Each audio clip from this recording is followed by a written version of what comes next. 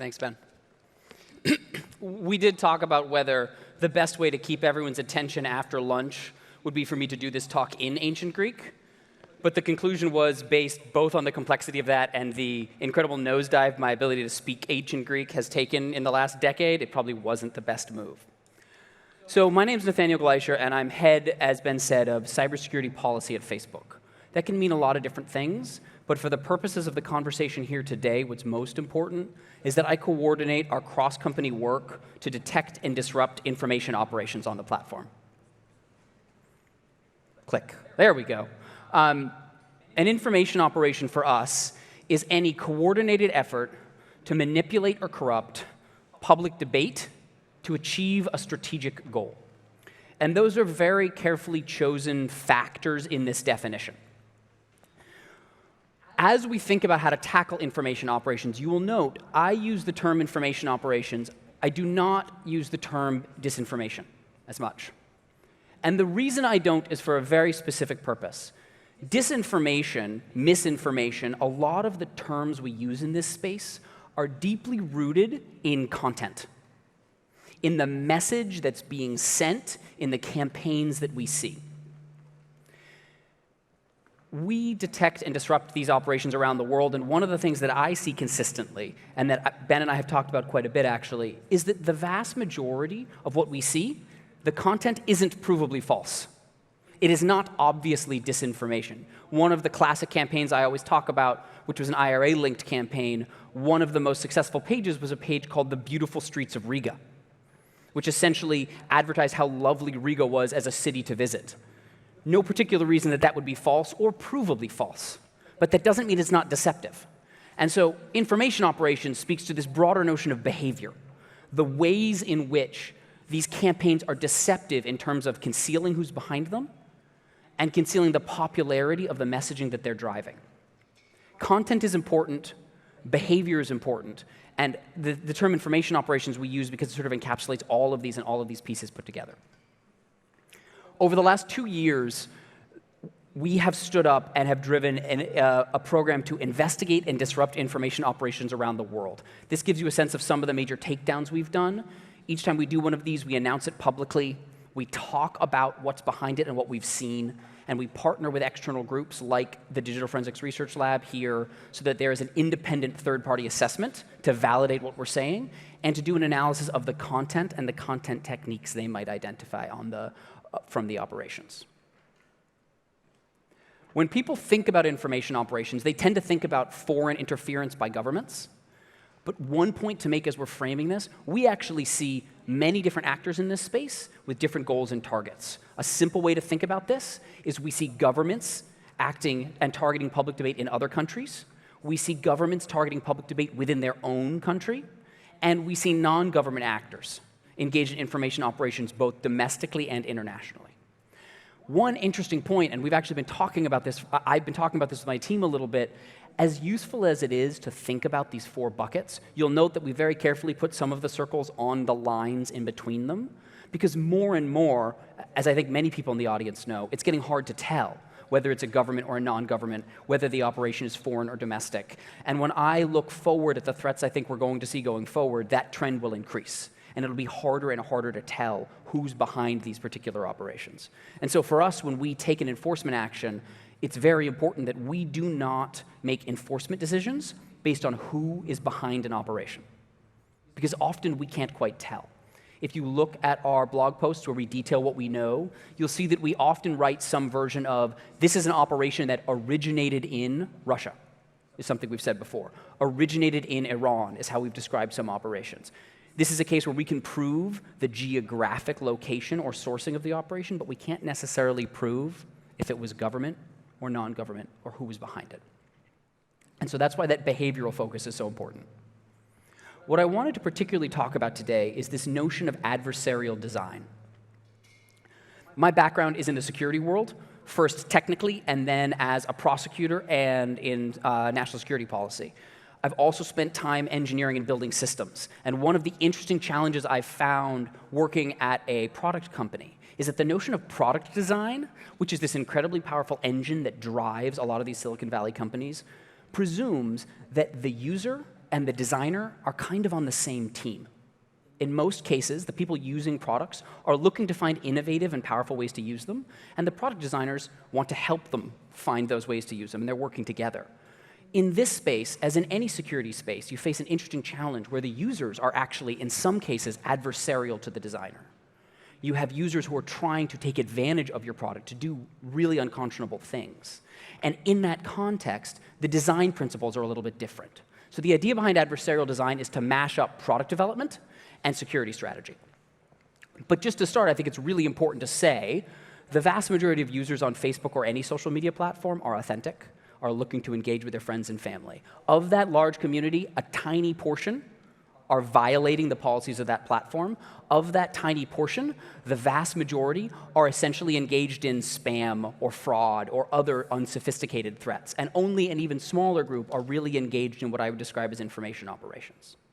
So we're talking here about a very small portion of the communities that can, quite frankly, have a very large and outsized effect by causing harm, even though they're very small. But it's really important to remember that as we're thinking about this, it's a small community, and you would never want the adversarial design to swallow the traditional product design work.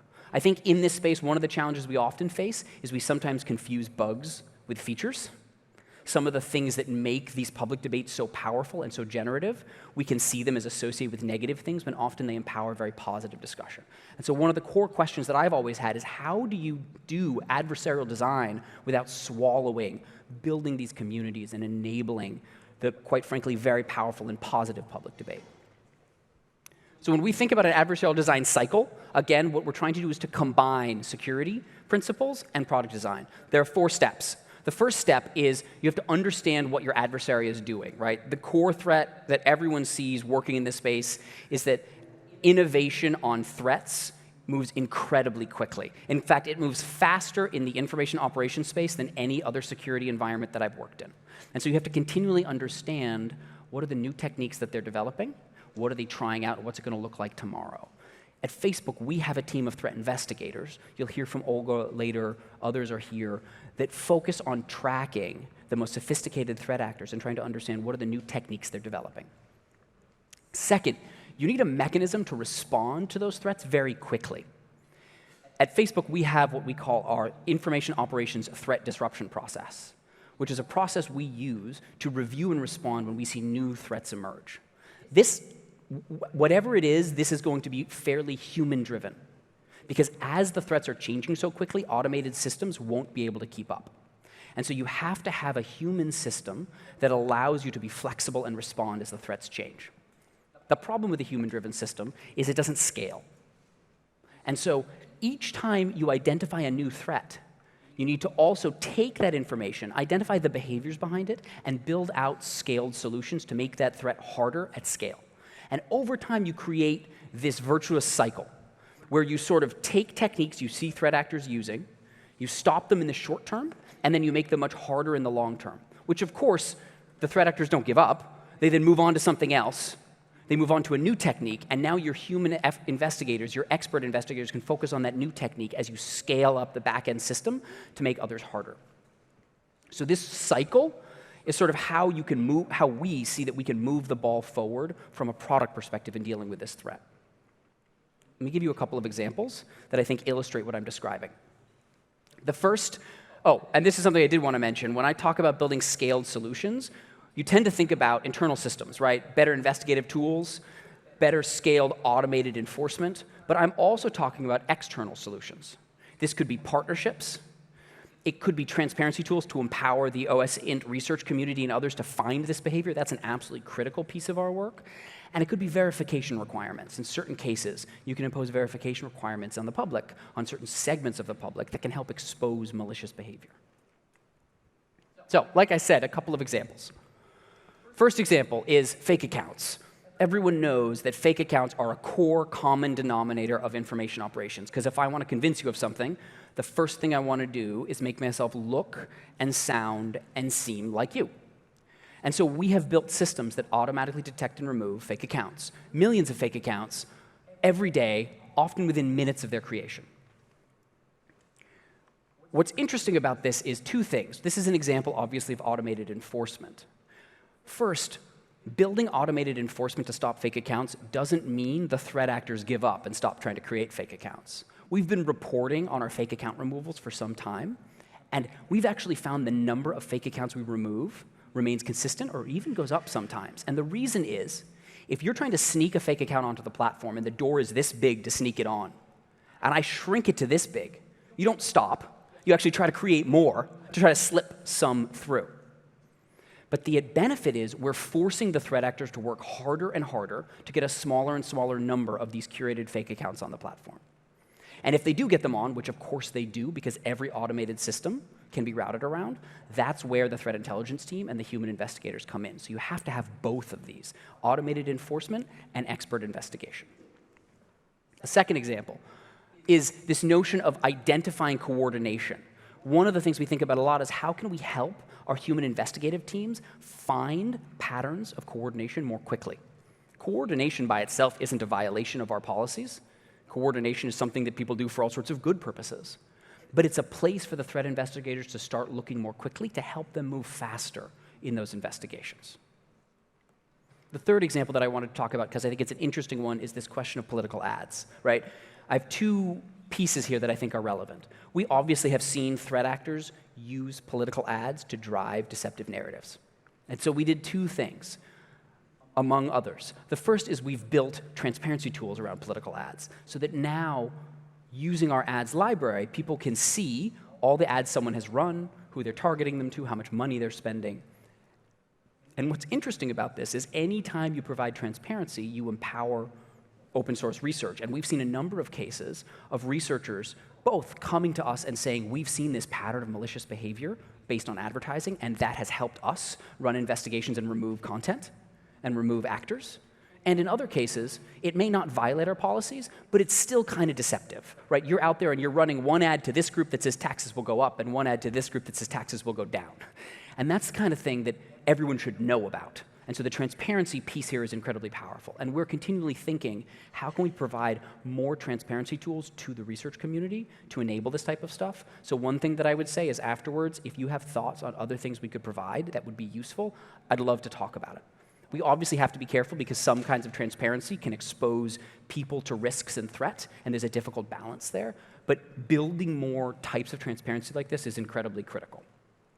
The second thing that we've done that's really interesting with political ads is we've imposed a verification requirement, right? So if you want to run a political ad in a country in the lead up to an election, you have to prove that you're a domestic actor. Prove means you generally have to provide identification of some kind, an address in the country, things like that.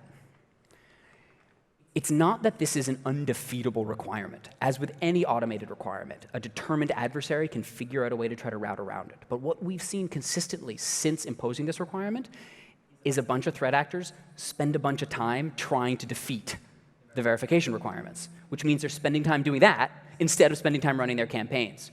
And my two favorite examples of this, we saw one group in Ukraine, Russian-linked actors, who tried to find local people to run ads for them. It turns out running a local political ad on behalf of a foreigner is illegal in Ukraine. And so the people who ran those ads got a visit from law enforcement. The other example is we've seen these actors try to hire a third party to run ads for them. Turns out they hired third parties that weren't that reliable. The third party took their money and then never ran any ads. Because in this business, you wouldn't expect them to be the most reliable people in the world. That's exactly the kind of outcome we want. We're forcing the actors to work harder. The overall narrative here is to remember that this is a security environment.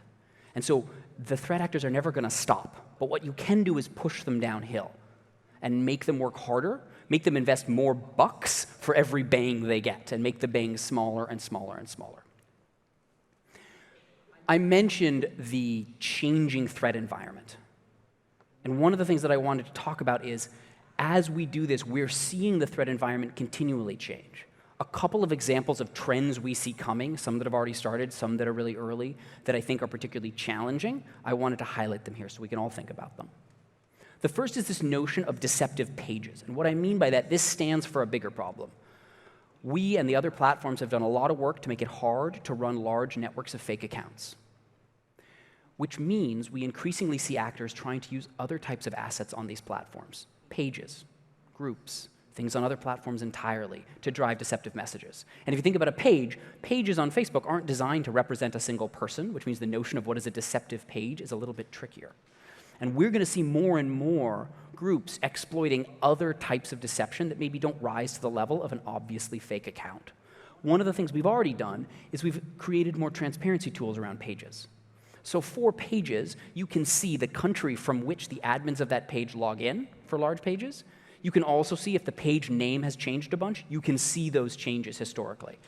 Both of these have fueled a number of really useful open source reports on a bunch of pages that are doing this name changing, or that seem to be managed from countries that sort of don't make sense given what they're representing. But this is going to continue to be a challenge. Next is the professionalization of information operations, right? Coming from cybersecurity, a big part of the story of the first decade of this century was the professionalization of hacking and cyber exploit. The last few years, we've seen a huge rise in the professionalization of manipulation. We've done 2 major takedowns involving companies that their business model was, we'll run deception for you. This is challenging in 2 ways. First is it provides another way for the sophisticated actors to essentially conceal their role behind an operation. They can launder themselves by hiring somebody else to run something for them, and it'll be hard to tell who it is. The other consequence of this is that a whole bunch of people for whom running these campaigns is out of reach suddenly becomes within reach as long as they have funding. You don't need expertise anymore. You can hire organizations to do it. We're seeing this trend and expect to see more of this. And then the final trend that I wanted to mention that I think is particularly interesting and challenging is this notion of manipulating public perception. By which I mean not running a large network of fake accounts, but just playing on the fact that everyone thinks there are large networks of fake accounts out there. The best example we saw of this was in the direct lead up to the US midterms in 2018, when on the eve of the vote, an actor linked to the IRA, claiming to be the IRA, put up a website that said, we control public debate in the United States and we've decided who's going to win and who's going to lose. And they posted about 100 Instagram accounts as evidence of the tens of thousands of accounts that they had. They were trying to play on everyone's fears. It didn't work as well as they might have liked because over the preceding month or so, the US government had very clearly said, we are looking for cases of manipulation and haven't seen it. Industry had very clearly said, we are looking for cases of large-scale manipulation and haven't seen it. And civil society said, we are looking for cases of large-scale manipulation and haven't seen it. And just a few days before, we got a tip from US law enforcement that said, you should probably look into these Instagram accounts. So by the time they posted even those 100 accounts, they'd already been taken down. All of these together helped to sort of inoculate the public against the belief that there really was widespread manipulation. So we were able to mitigate it to some degree. But this technique, preying on everyone's fears, we expect to see a lot more of. And quite frankly, it's an interestingly challenging problem to deal with because they're forcing you to prove a negative. They're forcing all of us to prove a negative, prove that there wasn't manipulation, which is incredibly challenging. From what I have found, the only way to tackle that is through collaboration, multiple communities working together. And it's why our work with the DFR Lab, our work with many of the other groups that are represented here is absolutely central and critical from my perspective to whether we can make progress and whether all of us can tackle this. You need all these different voices working together. So when we put all this together, people often say that the network online is fundamentally offense dominant. I imagine people have heard this plenty of times before. The idea that on the internet, attackers will always win because the environment is just better for attack than defense, and we just have to accept it. But actually, I think that's not true. And adversarial design is built to take advantage of the fact that it's not true. It is definitely the case that attackers have serious advantages online. They can move faster, and they can move at massive scale. And both of those create serious challenges for defenders. But it is also true that we on the network and on these platforms have an advantage, and it's a really important advantage. If you think about security strategy, defenders win when they control the terrain. This has sort of been the truth for a very long time, if you think about conflict. On these platforms, on the internet, in a very real sense, on our platform, we are the terrain. on other platforms. Those platforms are the terrain. All of this terrain is far more malleable than the terrain in the physical world. So we can, over time, change the terrain to make it more conducive to authenticity and make it more resistant to deception. We can do this through automation. We can do this through building more context and transparency so users can see when people are trying to be deceptive and give more hooks to the researchers that are trying to find and track these paths. Over time, we can essentially force threat actors downhill. It's not that they give up, but that each time they come back, they have to come back from a little bit further down slope, and it's a little bit harder and a little bit harder. As they do that, they'll keep innovating. And what that means is, as we solve the clearer problems, foreign interference is clearly a problem, right? They will move towards grayer spaces, domestic activity, activity that's less obviously false, and it'll create additional challenges for us. But you can continually, and I think we all together can continually make things much harder for them over time if we follow this type of principle. So that's the idea behind adversarial design. I think it's something that we can sort of bring to this challenge, and I'm really looking forward to getting to talk with all of you more about all the ways that we can work together and all the things that we can do to tackle this problem. So thank you very much. I know that we've got a panel discussion coming up after this, but I just wanted to say I really appreciate the invitation. And if anyone has other questions after the panel, I'm sure we'll have plenty of opportunities to answer questions on the panel. But if anyone has other questions after the panel, I'd be more than happy to talk further, in particular about this question of how the open source research community and the platforms can work together to tackle this problem. And so I would just ask Matt and Claire to come up on the stage, and we'll have a little bit of a discussion. Thank you, guys. And none of it in ancient Greek.